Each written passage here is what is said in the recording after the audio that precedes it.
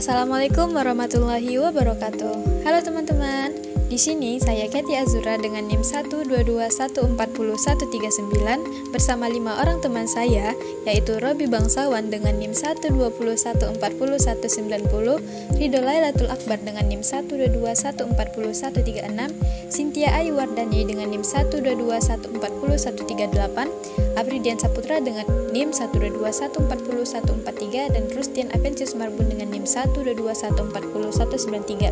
Kami dari kelompok telusur dari kelas pemrograman berorientasi objek RC akan mempresentasikan hasil karya kami dalam pembuatan game dengan menggunakan konsep pemrograman berorientasi objek pada bahasa pemrograman Python dengan library Pygame. Game ini diberi nama Telusur, merupakan sebuah permainan yang terinspirasi dari kata telusur yang berarti menjelajah. Konsep game ini didasarkan pada tema permainan labirin, di mana player harus menjelajahi berbagai jalur yang rumit yang kemudian direpresentasikan dalam bentuk 2 dimensi.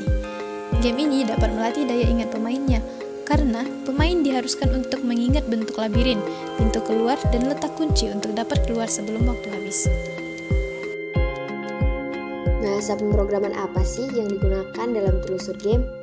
Game ini dibuat menggunakan bahasa pemrograman Python serta library Pygame, yang mana di dalam proses pengembangannya, metode penulisan kode menggunakan konsep pemrograman berorientasi objek atau OOP. Di dalamnya terdapat kelas-kelas yang mewakili fungsionalitas dari objek-objek yang diperlukan untuk membuat game ini, seperti kelas karakter, key, wall, screen, kelas game, dan masih banyak lagi.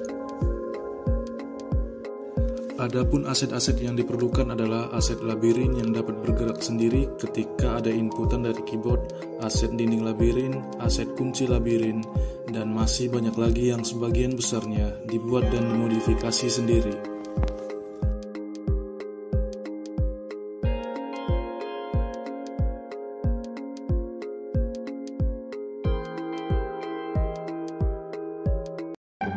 Berikut ini adalah tampilan dari game telusur. Pada awal permainannya, pemain akan disajikan dengan home screen yang memuat judul game, tombol play, dan tombol exit. Selain itu, pemain juga disajikan dengan background musik ceria yang akan berganti setiap pergantian screen, antara screen awal dan screen ketika permainan dimulai. Ketika pemain menekan tombol play, maka game akan memunculkan sebuah pop-up selama 10 detik yang berisi bentuk dari labirin, serta lokasi kunci dan pintu keluar yang harus dihafalkan oleh pemain.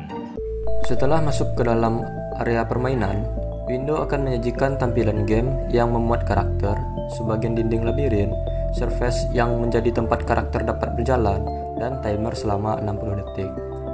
Pemain dapat menggerakkan karakter dengan menggunakan tombol panah atas, kanan, bawah, dan kiri. Ketika karakter digerakkan, karakter tidak dapat menembus dinding labirin. Pemain diharuskan untuk mencari kunci sesuai dengan lokasi yang telah ditunjukkan pada peta di window awal.